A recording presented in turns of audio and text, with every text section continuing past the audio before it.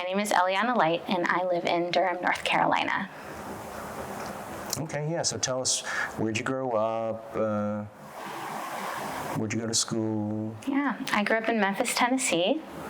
My father was the rabbi of the conservative synagogue there. My mom, a social worker and a Jewish educator. I went to Jewish school basically all of my life. Solomon Schechter Day School in Memphis as a kid, and then we were in New Jersey for a couple of years, went to the Solomon Schechter there, that's a Jewish day school. And then I took a gap year in Israel, and then I went to Brandeis University, which one might argue continued my trajectory of only going to Jewish schools, and then the Jewish Theological Seminary for a master's in Jewish education. And how did you end up in Durham? That's a question I get asked a lot. I think Durham is incredible. It's a wonderful place. I was brought in to do some work at the synagogue, actually, that we're sitting in right now, Bethel, a couple of years ago in 2018, I believe, and I just fell in love with the community. The Jewish community is so sweet. We say Hamish, that's like a Yiddish word for warm and inviting and down to earth, but also Durham has so much life and vibrancy. It's a town/city that's very manageable, but there's always stuff going on and new people are moving here all the time. I also really love the trees and the airport. People laugh when I say that. The trees are incredible. They're really, even just outside, I think you might have seen them when we were outside, they're huge and they're tall, and you know that they contain much wisdom and that all of my little problems seem trivial in relation to the vastness of these trees. It's really good for perspective, and I really like our airport. So, tell me about your parents and your family that you grew up in. I feel very lucky to have had the upbringing that I did, despite a lot of turmoil later, and I'm not sure we need to get into that, but when I was a kid, I was surrounded by love, and I was surrounded by Jewish joy. You know, I went to Jewish camp and Jewish day school and Hebrew school, afternoon school, because I was that much in love with it that I wanted extra school in a way that a lot of people didn't. But really, it was the Judaism that we practiced at home that I think inspired me on the path that I am now. It was very normal to have like 30 people over for Friday night dinner for Shabbat. So much food and so much singing. We would take out the little blue books with all of the songs in them, and we'd sing all the songs we knew until 11 p.m. when we would do the very, very short version of Birkat HaMazon, the grace after meals. My parents knew a version that was one line long, and we'd sing the one-liner and we'd get everybody out the door. But we just had so much Jewish joy in my house, and also Jewish movies and games and all the music. My mom has a beautiful voice, and we sang all the time. My father did not have a beautiful voice, but he sang anyway, which I think is also a really important lesson to learn. And I loved going to synagogue, and I loved leading the prayers, mostly because my perception of myself as a young child was I was a bit of a diva. Many would say that I was a very sensitive kid, and sensitive in all the ways. Sensitive to other people, other people's needs and care that is necessary, what's going on in the world, and sensitive also to love and to vibrancy and to song. I wanted to be on a stage all the time. My dream when I was a kid was to be a famous pop star, dancer, actress, movie star, Broadway star, everything. I just want to be famous everything. And bima, literally in Hebrew, means stage. And that's the place at the front of the synagogue where the people that led the services got to stand. Well, if I learn how to lead the services, then I get to be up there, and everybody has to listen to me sing. And so I was leading services from a very young age. I don't know if I necessarily realized, I certainly didn't totally know what I was saying when I was a kid. I got some themes when we would learn about them in school, and I picked up some Hebrew along the way. But I didn't think so intensely about it. It was about the singing and the being together and that feeling I got when I was leading other people in prayer. What's your inspiration today for the prayer you lead? That's a big one. What's my inspiration? I find so much beauty and wisdom in the liturgy that is part of my Jewish tradition that we have been handed down. And there is also so much joy and beauty in the melodies and in the spaces and in the way that we pray. Prayer really for me being what we bring to it. That it gets me emotional. I'm not even sure how to talk about it. I can't do an elevator pitch for what I'm doing at all because it takes me so much. I think prayer is something that a lot of us take for granted. We use a lot of words like prayer or worship or liturgy. We don't always think about what they are. And for me, the Hebrew word tefillah encapsulates it very well because tefillah means both liturgy and prayer. It can be very easy to say the liturgy and not be praying. It is also beautiful and permissible to say the prayer and not use the liturgy, but each of them supports and carries and spirals upon each other. Because of the liturgy that I feel very grateful to have a pretty good grasp on because I studied it and I took courses on it and it's been really my educational focus. Because of that, the themes in the liturgy are alive in my everyday life. There's a prayer for waking up in the morning. Somebody wrote that. Moshe Ibn Machir wrote that a long, long time ago because all of the prayers in the prayer book were once prayed. Somebody prayed them in a response to life, and then they were codified in the book, and now we think, well, we have to say these words as if they were ours. I don't think that's correct. I think that the liturgy, or I would say through the liturgy, our ancestors speak to us. And we get to listen and say, what are the messages that we're receiving today? And how can I alchemize them within me and send them back out as prayer? And that's what I try to help people do. That's really what my inspiration is when I lead tefillah. And now in the interview, I'm going to start using the Hebrew because it encapsulates both. And I think, at least for me, I need both. When I lead tefillah, I want to invite people into the world that the Siddur, the Jewish prayer book, has created, to listen to the messages of our ancestors, to think about them as poetry, as prayer that somebody prayed, to have some empathy for our ancestors who prayed them, even if they have different conceptions of God or what happens after we die or whatever the different conceptions are than us, that's okay, because we're not meant to just mimic what they thought and they said. We are using their words as a portal, as an opening into something deeper. Tefillah at its best, I think, and again, at its best and when done intentionally, connects us in all directions, connection in all directions. Because we're using a shared set of liturgy, it connects us backwards to all of the Jews who ever came before us. It connects us forwards to all the Jews who will ever come after us, and it connects us around in space, both to our immediate community and to all of the Jews and the people all over the world using the same words. But that's the liturgy. When you add prayer, it also connects inward to our deepest, best, most divine parts of ourselves, and outwards to that which is greater than us in the universe that some people call God. And when you put the two together, I think magic happens. And I started thinking this way because as an educator of kids, I was realizing we've decided to spend a lot of time teaching our young Jewish children about prayer. And the main thing was how to make meaning out of the prayer. How can we find meaning in the prayers and help the kids find meaning in the prayers? But I think we actually have to take a step back and ask, what is this and why does it matter, right? Jewish tradition, like any religious tradition, is so deep and broad, you could study it your entire life and not know everything. And so we have these kids in supplemental school or day school or camp for a very limited amount of time. We've decided that prayer is the important thing to teach them.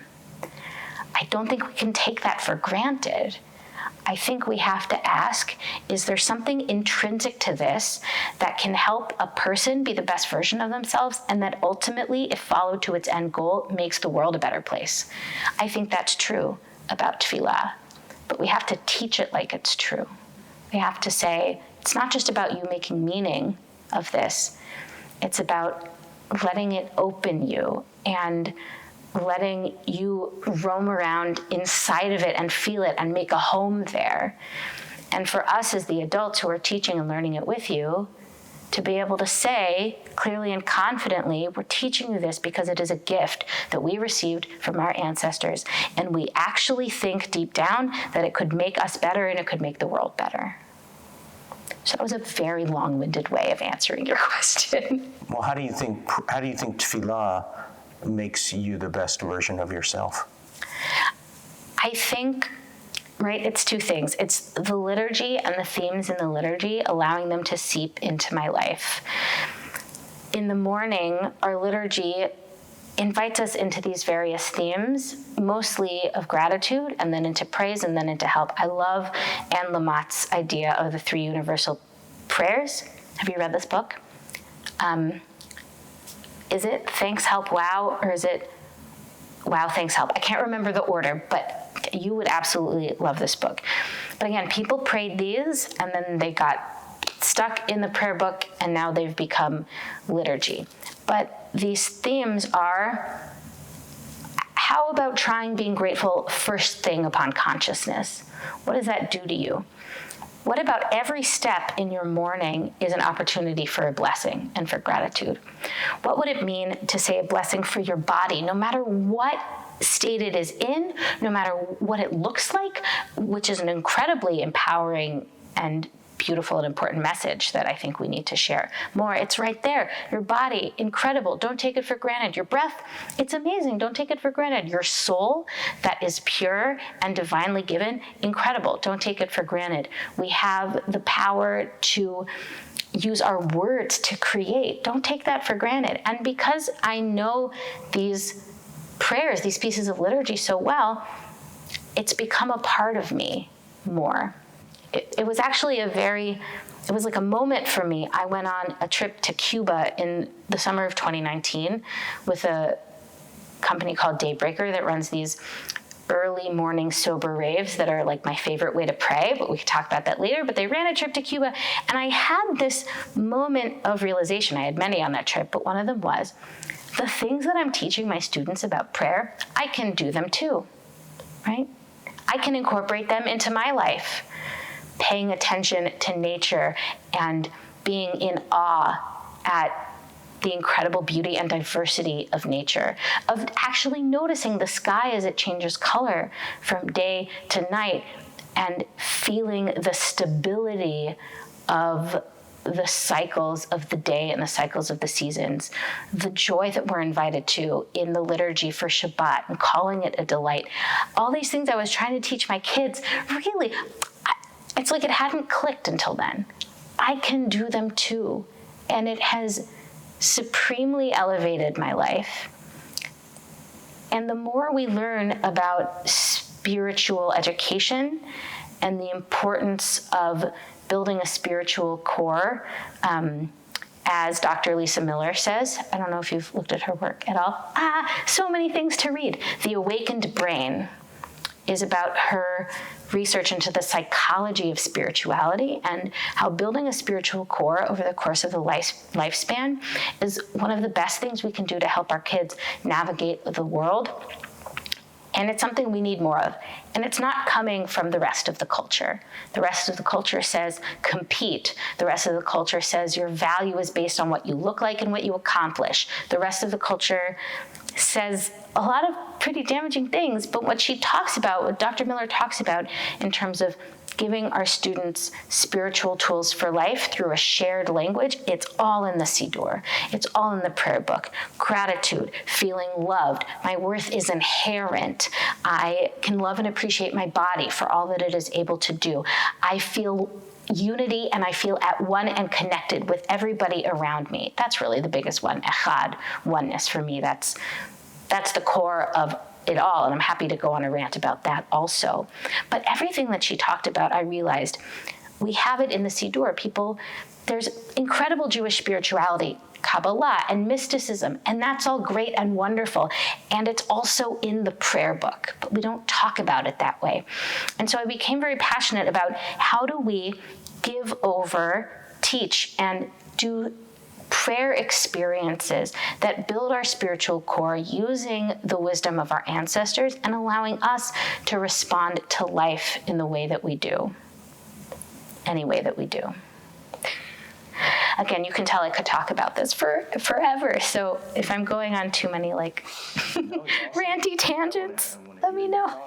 Well, I want to switch more to your own personal experience, and I'd love to understand what your concept of God is today, and importantly, how you got there. This is something I think about a lot. Because I think it's really important. In the same way that we use the word prayer and worship and we don't always think about what it means, I think the word God is the same way. Today, my concept of God today, and when I say God, I'm imagining lowercase g, question mark, lowercase d, because that's the way I like to spell it, which is also for me like a teaching and a way of understanding it, diminishing the word itself, adding in a bit of the unknown, opening it up to more possibilities. I don't ever like to use the phrasing of belief in God. For me, that's too black and white. You either believe or you don't. For me, it's an orientation to life. And the truth of life is that we are all connected. I think those of us who have been paying attention during the coronavirus pandemic that we are still in the midst of have hopefully realized this even more acutely. We all share the same air. We all share the same water. What happens to me matters to you. What happens to you matters to me. We're not separate from nature or the universe. We are the universe. Hank Green, this amazing author and YouTuber, says, it might be him or somebody else who says it, that we are the universe asking questions about itself. I think he says that in a different way, but it's not like we're separate from any of this. We are this, but we don't act like it so much. I really do believe if we really, really believed that we were all one, everything would be different in the world. Everything. The way we organize our countries, our governments, our economies, the way we treat each other, the way we talk to ourselves and about ourselves and each other. Everything would be different. I'm trying to work towards that world of oneness, and I'm not perfect at it. But when I say Yod Heh Vav Heh, Echad in the Shema, that's what I mean. Yod Heh Vav Heh is like the proper name that we give to God. When I was a kid, I thought, oh, well, it's weird. We can't pronounce it. I thought if I pronounced it correctly, accidentally, I'd be struck by lightning and die. And I know I'm not the only one who thinks that, because I've gotten to have a lot of conversations with people about God. But Yod Heh Vav Heh actually does have a root, and it shares a root with being, with is. My friends and I like to say the is-ness, that which is in life. The quality of being is one, is unified, and it's all there is. And I came to that through a lot of tsuris, a Yiddish word for like hardship and heartbreak. When I was a kid, God was a dude in the sky with a beard, but like a really friendly guy. So it was never a problem for me that God was like that. God was like an imaginary friend to me. I could always talk to. Sometimes I felt very lonely as a sensitive child, and I would talk to God like someone might talk to a friend. But for kids, and for all of us, I think, our questions and conceptions of God are really questions and conceptions about how the world works or should work. So along with that idea of God as the friendly dude, I also thought, good things generally happen to good people. Bad things generally happen to bad people. Everything kind of works out in the end. And I had that way of looking at the world until I didn't anymore. When I was 18, my father passed away. Earlier in the interview, when I talked about the less than ideal circumstances, this is the part of the story, because it wasn't just his death. It was, I would say delicately, learning that your parents aren't perfect. Right? When we're kids, often our conception of God is like our parents, but bigger, right? The power that our parents have, but a little more so. And when we realize our parents aren't perfect, we're also realizing that God isn't perfect. Because we look around the world and we realize, oh, a lot of good people in a lot of pain. Some bad people really doing quite well for themselves.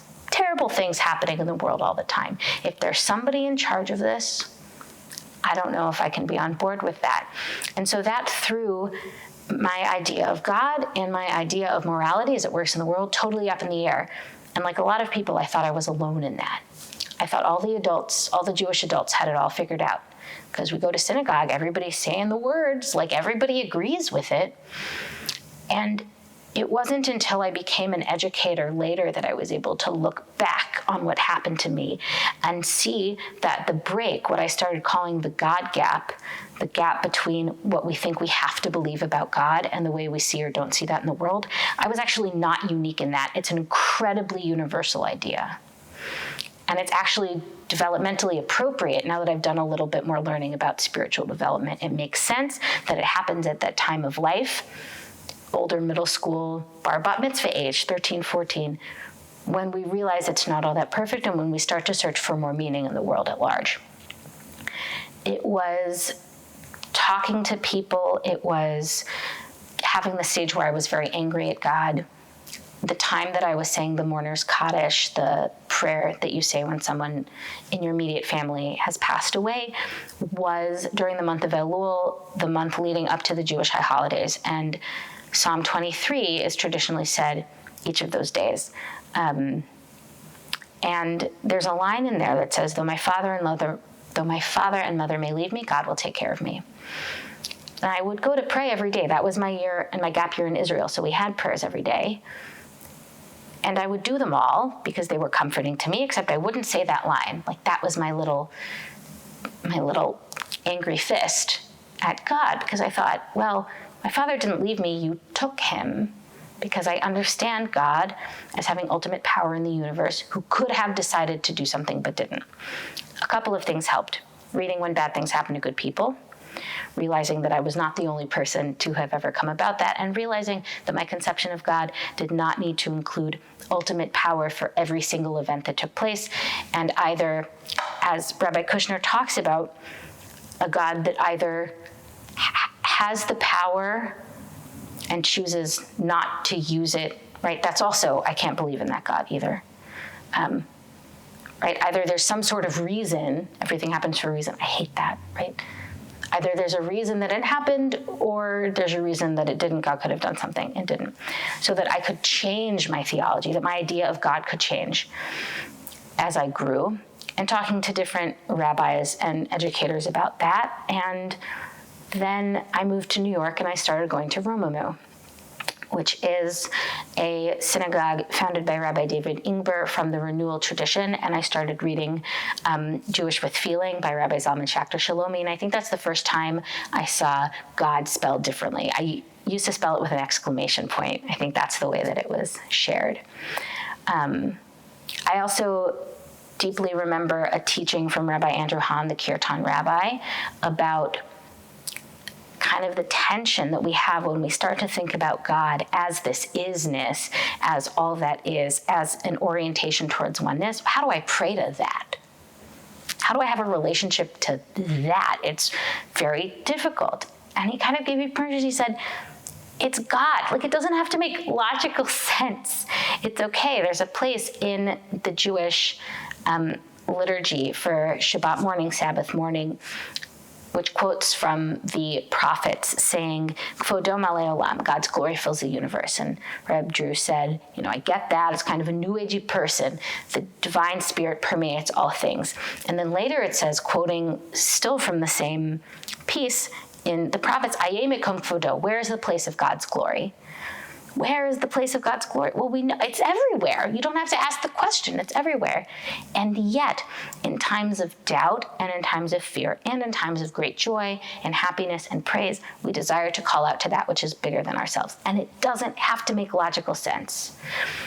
I used to think that I had to have a consistent theology all the time, that's what made me intellectually honest, is if I'm like, this is my idea of God, and it works in every single circumstance, and there's no holes. I don't expect that of myself anymore, and I don't expect that of anybody else, because I do believe, as I said before, that God, divine spirit, oneness is primarily experienced. We have those moments, or I'll say my favorite metaphor. Remember in grad school, I had to write a paper about my favorite metaphor for God. My favorite metaphor is the radio. Radio waves are around us all the time. I've heard that they're even in this room right now. But it doesn't mean anything unless I tune the radio. And then the waves are allowed to pass through and become transformed and sound comes out. So I am like the radio. God, oneness, the divine spirit, whatever one of the hundreds plus nicknames you want to use for it, which I love, also talking about God language, whatever you want to use for it, it's always around. I don't always notice it. I have to tune myself. And the liturgy and the themes in the liturgy and exploring spirituality and meditating and being at an amazing concert or looking at the ocean, there are moments where we're able to tune ourselves to the right frequency and the oneness passes through. Or we feel like we're falling back into it or we're plugging back in. It's not something we are creating. It's around us all the time. We're just tapping into that.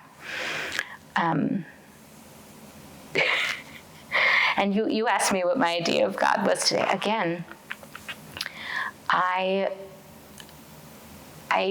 want to be able to be intellectually honest that we don't have it all figured out. I tell kids, and I tell everybody, if we understood really, truly, if we really knew what God was, theology wouldn't be a field. We wouldn't have to keep asking and writing books about it. We're all in disagreement, and that's okay. I would say as long as your conception of God is leading you towards that world of oneness and not towards a further world of breaking apart. And I also would say just to take the questions that our kids have and anybody has about God seriously. Because again, if a kid says, I don't need to pray, I don't believe in God, it's really a question about the state of the world. And it comes from a place of care or a place of fear or a place of how could this world be like this? And there are so many things, war and climate disaster, and a lot of things that we're kind of giving to our young people and saying, here's the world. Of course they're going to ask. And it's up to us to take those questions seriously and to pair it with these spiritual tools. Not to say to kids, as I think sometimes happens, oh, the world that we are giving you is incredibly messy and full of chaos and hurt and cruelty. So we'll teach you how to be a little more resilient, and we'll teach you how to meditate and take some deep breaths. That feels dishonest to me. It has to be, we're going to give you both the tools to live in the world as it is and inspire you and give you the hope that the world could be different and that you can help to change it. And I think you need both. And I think that's something, at least for me, that I find in the Jewish heritage and tradition. Both of those things at the same time. What do you think it means to have faith then? I've been thinking about this a lot since I met you and heard about your project, because I don't use the word faith a lot in my own understanding. Faith, at least to me, connotes like a sense of knowing that I just don't have, like a sense of certainty maybe that I just don't have. I certainly have a lot of hope. I have a lot of hope, or at least I aspire to have a lot of hope. Part of it also comes from the liturgy. We use the blessing formula a lot. Traditionally, Baruch Atah Adonai translated as blessed are you. I like to translate it, blessing are you, or we experience your blessing, and then it'll say da-da-da-da-da, Redeemer, or da-da-da-da-da, bringer of peace, maker of peace. And my Rabbi Steve Sager, Alav Hashalom, we say, may his memory be a blessing, who passed away just this year, who I only got to know for a very short amount of time, but who had a profound impact on my life. He was the rabbi here for many years. I was talking to him about this, and he said that saying a blessing on a name of God means that this has happened before, which means if it's happened before, it can happen again. And in the Talmud, it says that we're not allowed to pray over things that might not happen or that could not happen. Like, I'm not sure, I don't remember which example they use, but it might be if someone's, almost about to have a baby, you can't pray about what kind of, no, we don't want to use that example. Cut that. I don't want to use that example. In the Talmud, it says that you can't pray on things where the outcome is already sealed, where the outcome is already foretold, which means if we're praying about peace, and we're praying about love, we're praying about gratitude, and we're praying about a better, more unified world, unified in diversity, I want to make very clear, that it's all possible. That gives me hope. And working with kids, more often than not, gives me hope. And allowing myself to be swept away by natural beauty gives me hope. And the incredible things that regular people do every day gives me hope. I don't know if I would say that I had faith that anything was going to get better, because I actually don't know. There's a lot of reasons for me to be callous, and often I am very cynical. You know, climate disaster is like, it's here. It's not that we have to wait for it, and that brings me a lot of sadness. I don't know if we're going to get out of this. I hope that we can. I know that whether human beings are still on it or not, that the earth is going to be fine. The earth finds a way. Life finds a way. We might be here or we might not. I'd like to think that we will be. I'd like to think that we'll have finally figured out how to make peace with the earth. I know, and when I think about it, I get sad. I don't have faith that it's going to get better. I have hope. So, do you feel like you have a memory of having faith in your life? Do I feel like I have a memory of having faith in my life? We could just say earliest memory of this connection, this connectedness to oneness. Yeah. I'd be interested to hear about how you defined faith, but you would probably say, well, how do you define it? Is that what you would ask? I'm putting words in your mouth now. How would you define faith? Yeah, no. Let's make this relevant for you. Instead of the word faith, because the word faith doesn't work for you, the intention behind my question is that God connection, is that connection, that connectedness to all that is. And what's your earliest memory of that? Two things came to mind. One is less of a memory and more of a story, which is that my parents told me that when I was very little and learning how to walk, I would toddle around and hug trees in the backyard. And I heard that story as an adult, and I'm like, yeah, that tracks. That makes a lot of sense. But I think in that way that little children are, I felt very comfortable in a world beyond the world that we could see. I felt connected to plants and animals, and I had imaginary friends, and I felt that there was something beyond. I just couldn't articulate it. I don't think I ever connected that with the words that we read in the prayer book. And that's part of what I help and hope to do, is to connect that, because they are so connected. The other thing I thought of was, and again, part of this is secondhand and like part of this is in my brain. When I was 3, maybe 3 or 4, my boobie, my grandma, was babysitting us, and I came home from something, and I was very determined to pack up a giant basket and give it to, was it Micah or Maifa? And give it to one of the organizations in Memphis that was doing work with underprivileged folks through an interfaith coalition. And I grabbed my shoes, and I grabbed a bunch of VHS tapes, and I just kept filling this basket with stuff like, we have to give this to the people that need it.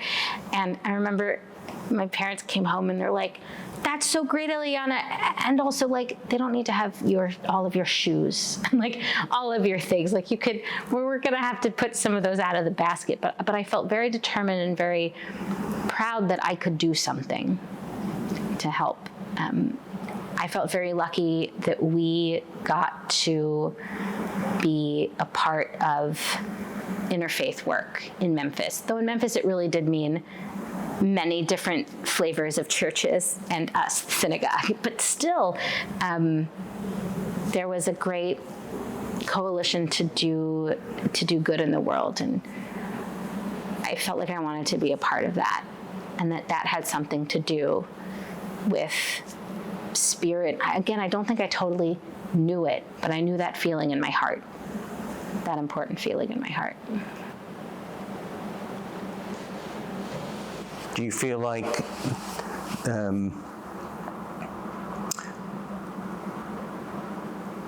again, we'll change the words around from my questions because I appreciate it. No, I adapt them all around the world. Well, the question I would normally ask at this point is, what was the first time in your life you feel like you had to or chose to rely upon God as you understand God? So do you feel that there was a first time where you relied on that connectedness? I relied on that connectedness. It's hard for me to think so far back and grasp a memory. I went through a lot of difficult things when I was in my high school years, and I'm not sure what got me through.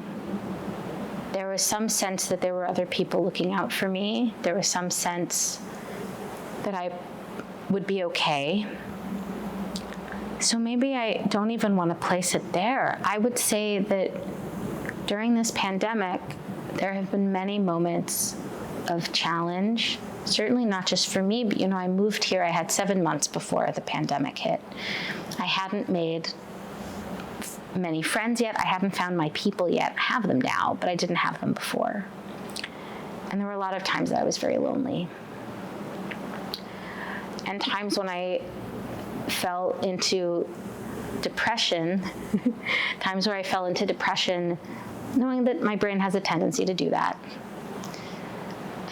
And it didn't take it all away, but the idea that I wasn't alone, and the idea that sometimes it's just good to surrender and to feel what is and to be in what is and know that it will pass, that was very helpful for me. And finding those spiritual moments, or realizing that they would help me. On my worst days, I wouldn't chant, I wouldn't pray, I wouldn't dance, I wouldn't write. And then eventually I'd think, when I chant or pray or dance or write, I have a much better day. I can't tell which comes first. But it was reminding myself that we were all connected, that there was a way out of this, that it wasn't just me in the world. Maybe I'm just in that zone because we're at a time again where it's all happening. Maybe that's where my thoughts are, but yeah. What do you mean it's all happening? Like COVID hasn't gone away. And the kids ask, why did God create coronavirus? And why is there so much illness in the world? And I think about how coronavirus made its way to human beings, partially because of the way we mistreat animals and partially because of our economic systems that drive many people to do dangerous things to survive, and how the virus can't make decisions, but people can. And that if we had an Echad mindset, all of us, a oneness mindset at the beginning of all this, I don't think it would still be going on. That's what breaks my heart, ultimately. And we're in a summer right now. I had COVID for the first time 2 weeks ago. Wouldn't wish it on anybody. It's still going around. It's mutating because all the virus wants to do is survive. And it doesn't have an understanding of suffering. Human beings do, and human beings let a lot of suffering occur because we make decisions about who counts as we and who does not count as we, when in fact, again, we are all we. We are all one. That's the core. That's all of it. And I think it's less of a moment and more, it's less of a moment and more of me having to remind myself and re-up on this over and over again and steel myself and say, oneness is the truth, oneness is real, and oneness is possible. In the Shema, which many people consider the central prayer of Judaism, even though it's more of a statement, that's when we say Yod Heh Vav Heh, all that is one. And yet in the Aleinu, a prayer written in the Middle Ages that's at the end of many Jewish prayer services, we say Bayom Hahu Yihiyeh.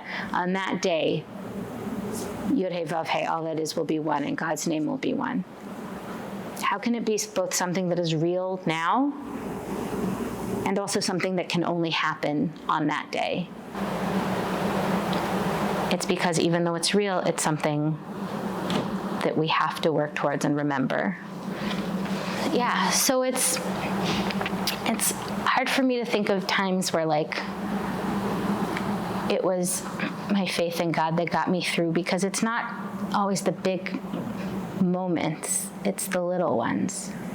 It's me saying these words, the Shema, at night and feeling some sort of comfort, or putting on the gratitude glasses in the morning and choosing to find joy even despite and within all of the chaos that is around us in the world. I think it used to be clearer to me. I can actually tell that by listening to my first album and how sure I sounded about certain things. There's a song on there called Be'ezrat Hashem, which is a phrase that means with God's help. And the chorus goes, when the question's hard, we need some help from God. We don't always know where to turn. The last verse, and again, it was a very different me that wrote this. The future may bring joy, the future may bring pain. We must all learn how to appreciate the sunshine with the drops of falling rain, and things will work out, or so we have to pray. And if you ask me, will it all turn out okay? I'll answer, Be'ezrat Hashem, with God's help. I don't know if I'd write that song today, and I think that's okay. I think the reason I went from spelling God with an exclamation point to spelling God with a question mark is that I have more questions and more doubt, but it's not doubt in the oneness, it's doubt in people and our capacity to do better. But then I also have hope, and they keep doing this dance back and forth of the despair and the hope, and of holding on to the idea that there's something bigger than myself that we are all connected in as a sustaining force. And also allowing myself to imagine a God who can laugh with us and cry with us, that I can use all of the poetry in the world for, that I can talk about as a person of a gender or of no gender, that I can talk about as a warrior or a mother or a friend or a wave in the ocean, and that gives me hope also. You may have answered this question, but I then ask a question, tell me about a time you doubted your faith. So, but in this case, because you doubt your faith all the time, which tell me about a time you doubted the oneness. I think it was less that and more that it was easy to feel disconnected. It was easier for me to feel disconnected from God when God represented a particular way that the world was supposed to work. And I think that's why I felt this rift when my father passed away. And it's not in the way that a lot of people usually think. Usually I would say people have a tragedy or learn about a tragedy, and it's how could this terrible thing happen if God is good. For me, my father had, one might say, made some mistakes at the end of his life. He didn't know it was going to be the end at the time, but he made a lot of mistakes. And then he died, and I thought, is this how a moral universe works? Is this in retaliation for the things that he did, I don't know if I want to live in a world that's black and white like that. I don't know if I could. I don't know if in a universe where we have been granted free will, we could have it be black and white from on high like that. And so it wasn't even, oh, the world doesn't work in this way, that's bad. It was, what if the world did work that way? I don't know if I would want to live in that world. Kind of coming to peace with a world in which we do have free will and in which some things just happen. Some people get sick and other people don't.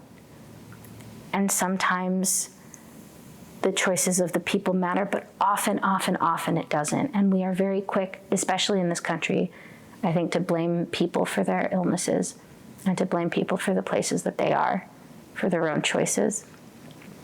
And sometimes that's true, and a lot of times things just happen.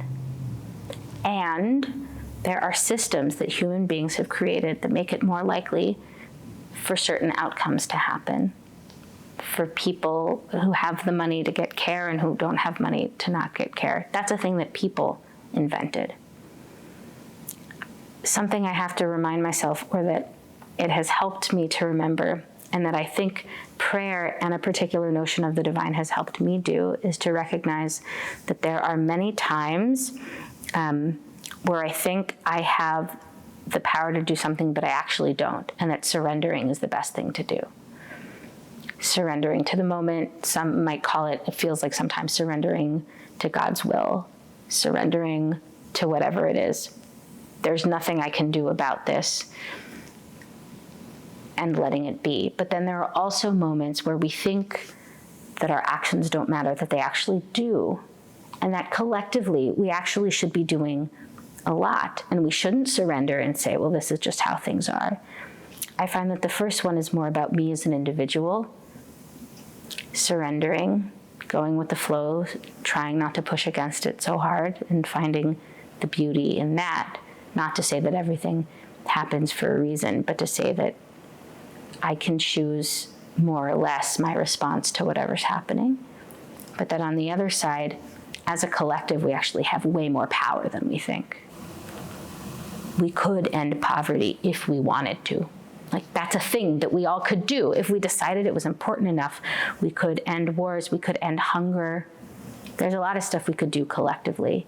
And I think it's important for me, and maybe this is something I'm trying to share in my teachings, to remember that when are the moments we think we have power where we actually don't have any power, and we surrender to that which is, and when are the moments where collectively we actually have a lot of power and that we shouldn't stop fighting. And all of that is, I was thinking in my head to say, all of that is the will of our Creator.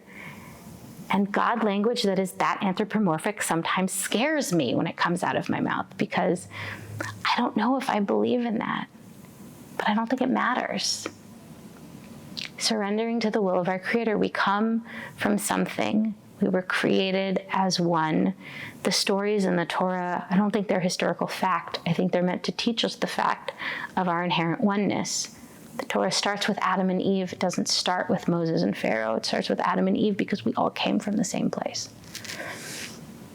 And that's what matters. What are you most grateful for?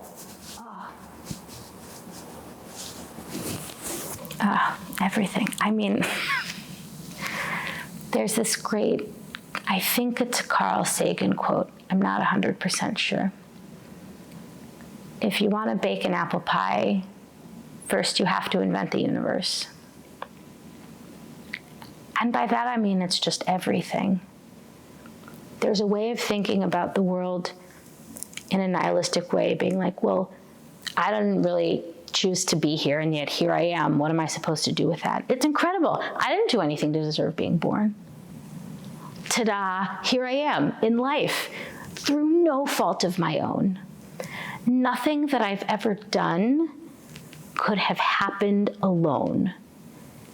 Everything in our lives is interdependent.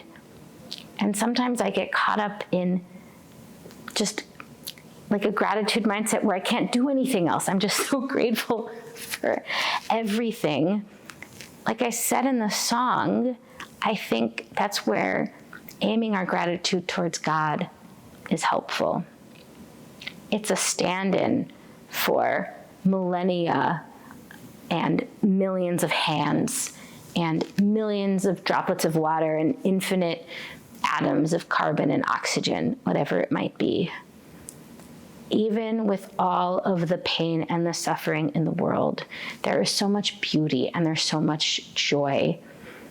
I'm grateful for it. And I'm also grateful that I still have the capacity to see the world in that way. We can only fight for a better world, I think, if we do it from a place of love and joy, because we care about our world and each other so much that we have to fight for it, that we can't just give up without a fight, that we must love each other through all of it. And I'm grateful that after so many years of learning gratitude as a concept, that I've actually started applying it in my life. It's really, I'm grateful for that. How do you apply it? It sounds corny, but I could just, in certain times, just, stare out the window and smile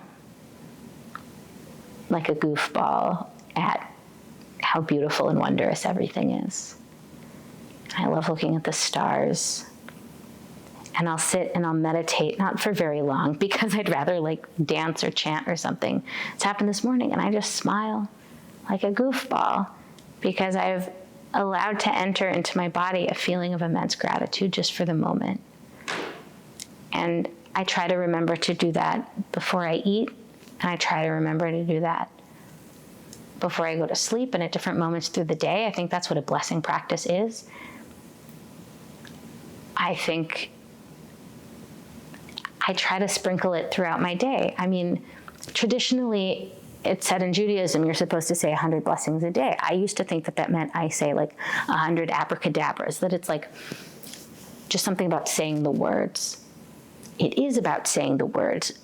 Maybe the traditional words of the blessing, but more like, wow, or thank you, or I can't believe this is happening. Stopping and vocalizing outwardly or even inwardly and appreciating what is around you, it makes such an incredible difference. And because I have the language of the traditional blessings, it happens more often, but now it also happens without it. When I sit down with a plate of food, it actually feels much more meaningful for me to take a deep breath and fill my body with a feeling of gratitude than to say the traditional prayer. It permeates my life, and I'm really grateful for that. What's your greatest wish? That we all realize sooner rather than later that us is all we've got, and we've been connected all along, and that we have more power than we think we have, and that the world that we seek to create has room for everybody. A world of joy, and a world where suffering is reduced, and a world of collective care, a world where we take care of each other. My wish is that I'm able to model that in a macro level in the way that I live my life, for the most part. Finding community, being in a community of care on a micro level. That's really all I want for myself. And then to really be able to do that on a macro level as a planet. I don't really have faith that we're going to do it, but I have a lot of hope. Do you have a message?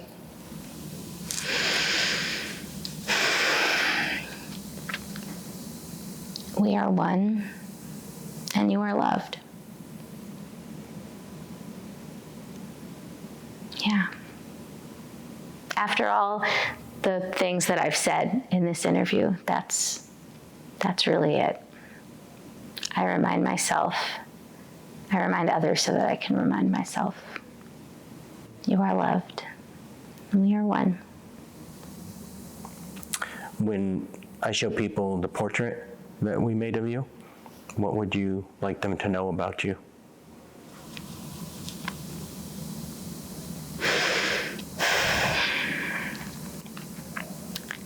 That I don't get it right all the time, and that's okay.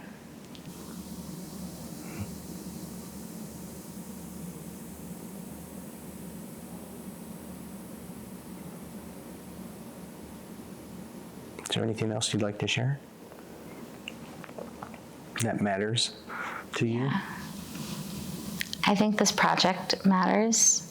I'm really grateful for you for doing it. I feel like sometimes we think that to truly exist in the world, we have to squash everybody's differences and what makes them unique. And yet for me, true pluralism comes when we're able to bring our full selves to bear.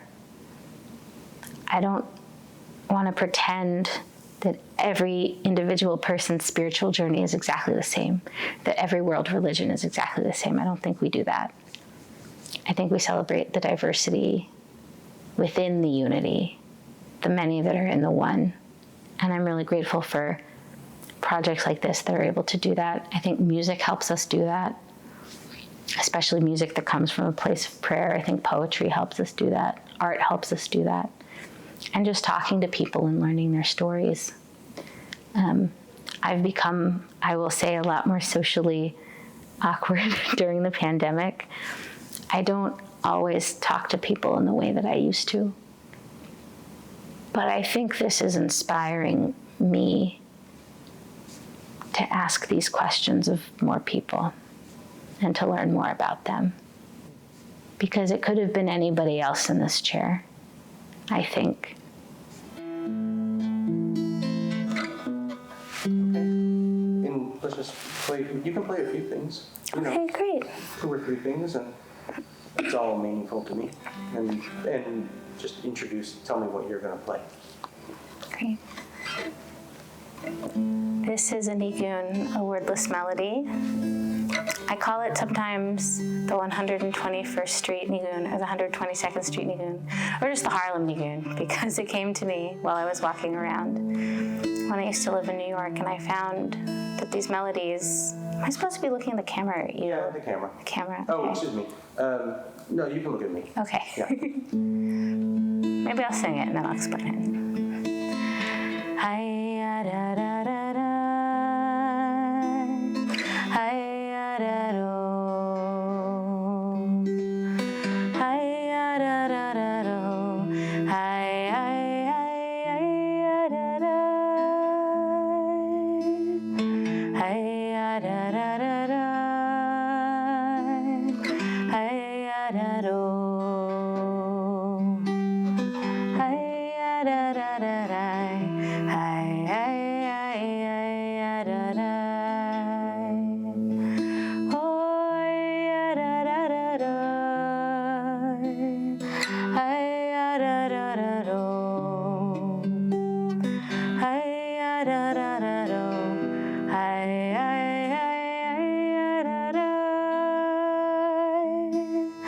Hi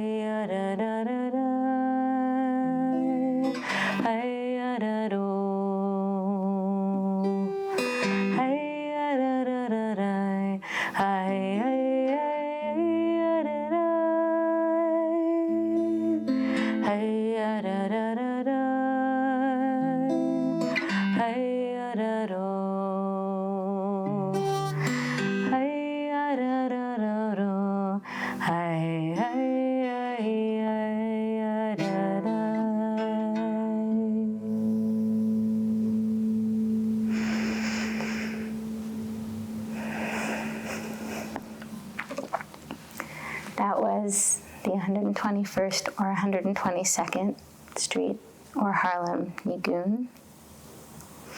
My favorite part after a song, or my favorite part of the song is right after, I might say, because it's never over. It's just now it's playing internally. Now it reverberates inside. That's the part I like the most.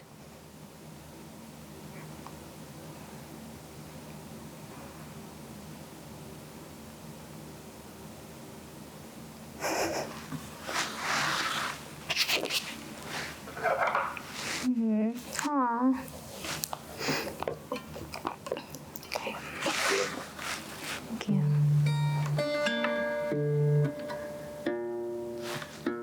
Yeah, close enough. This is a song disguised as a prayer. One might say a prayer disguised as a song. The intro I usually do goes like this. In the Psalms we say, I lift mine eyes to the heavens, from whence cometh mine help. My help shall come from the Lord. Now, my understanding of God, of the Holy One, of holiness, everywhere around us all the time, internally, externally, in every person. What am I looking up to the mountains for? But I realized that I get a very special feeling when I look at the mountains. It's really hard to describe it in words, but I'll try anyway. I feel big, I feel small, I feel gratitude, I feel awe, I feel a little bit scared. Mostly, I just feel really blessed to be on the same earth as these mountains, these ancient mountains. And I realize that that's where my help comes from, is that feeling. That God is something primarily experienced. The mess and the challenge and the beauty comes when we try to talk about it, which we do.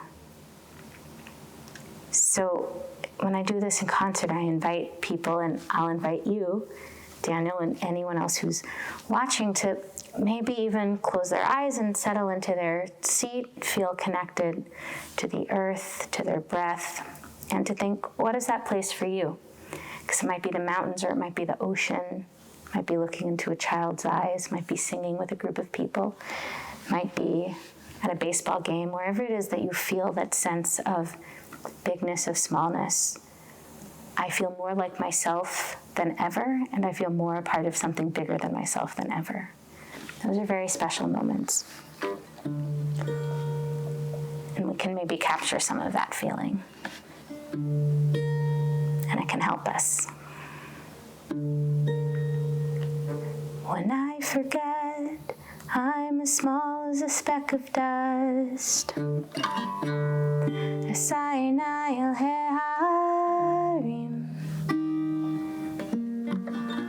When I forget I'm as big as the universe, Eliana, Yod Heh Vav Heh. I look up to the mountains and my answer comes. We are one, we are one, we are one. I look up to the mountains and my answer comes. We are one, we are one, we are one. When I can't see the pure inside of me, Eliana, Yod Heh Vav Heh. When I can't find the peace inside my mind, Eliana, Yod Heh Vav Heh. I look up to the mountains and my answer comes. You are loved, you are loved, you are loved. I look up to the mountains and my answer comes. You are loved, you are loved, you are loved. Try that with me. You are loved, you are loved, you are loved. Like you mean it. You are loved, you are loved, you are loved.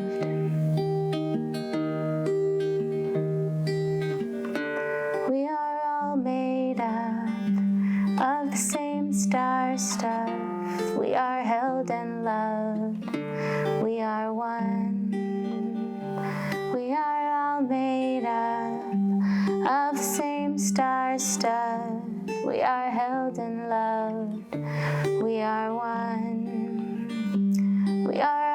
made up of the same star stuff. We are held and loved. We are one as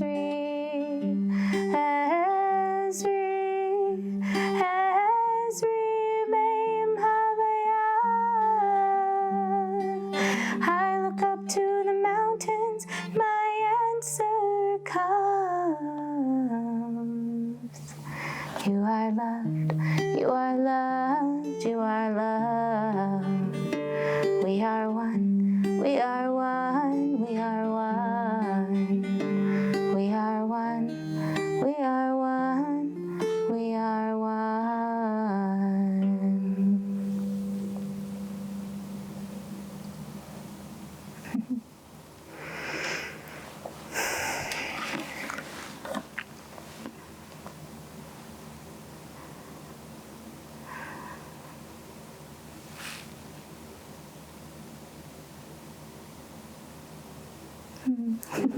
Thank you. Okay, one more. One more. Okay. That was perfect, though, for the project. Yeah. The idea. I was thinking of, because you mentioned gratitude, so I'll do a gratitude song. What key do I do this one in? I never remember. Ooh. Ooh. Sure, I'll try it up here. This one started out as a kid's song, or at least the idea was one I use with kids a lot, which is to ask kids, how do you show that you're grateful? How do you show that you're thankful? Kids totally understand intuitively that it's a beautiful, wonderful thing to be grateful. And they say, we can write a card, we can give them a gift back, we can give a hug, a kiss, we can say thank you. So then I ask, what about the big stuff? Like the fact that you're alive, and that you have friends and family and a place to live, and that there are cool things in the world like giraffes and sloths, and there's grass and trees. What about those things? And that God is a word for where our thank yous go. I really like that idea. It works for kids, and I think it works for me. And I see it in Jewish tradition a lot. For myself, I don't necessarily imagine that there's a big dude up there, which we could talk about.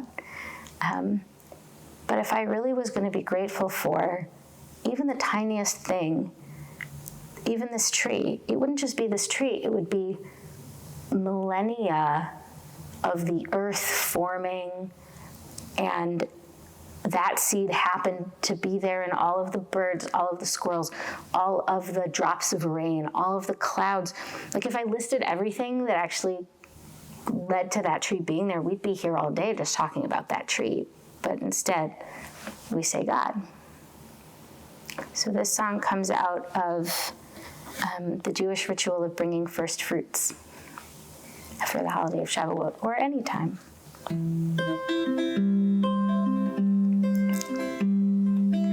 Here is this tree, well, I grew this tree, well, I planted the seeds, and that's something at least, but how did the seed know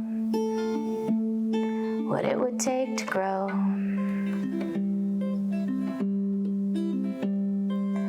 Here is this tree, well, I planted the seed, and I gave it lots of rain. Well, the rain just kind of came, and how does the sun shine?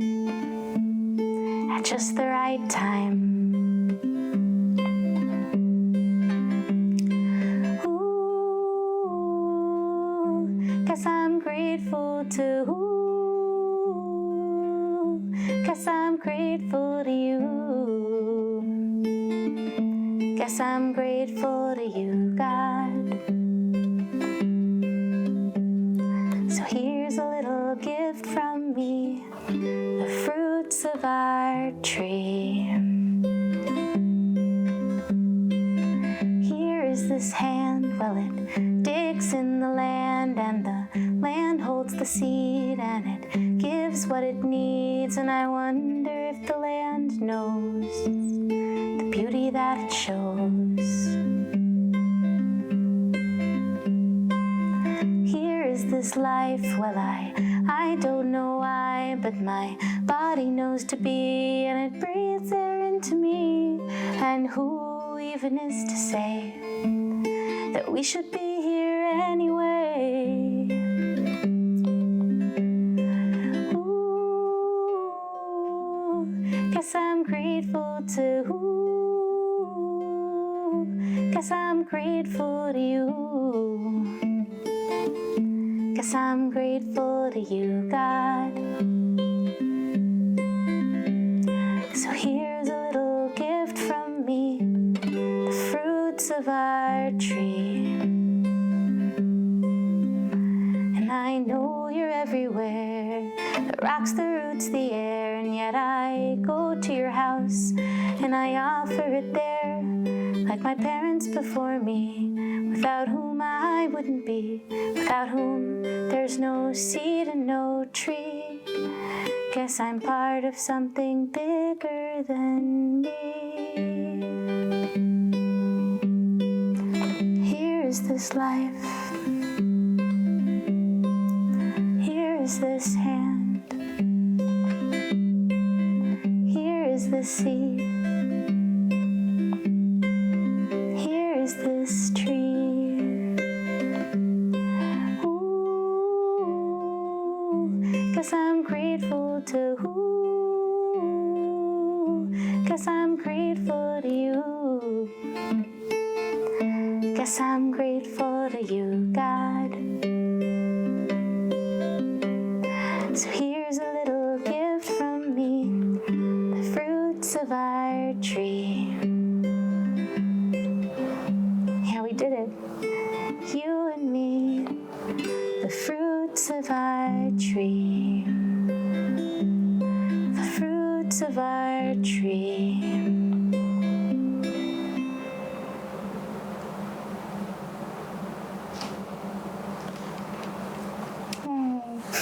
Thank you so much. Thank you. I love getting to share those songs. So beautiful. Thank you.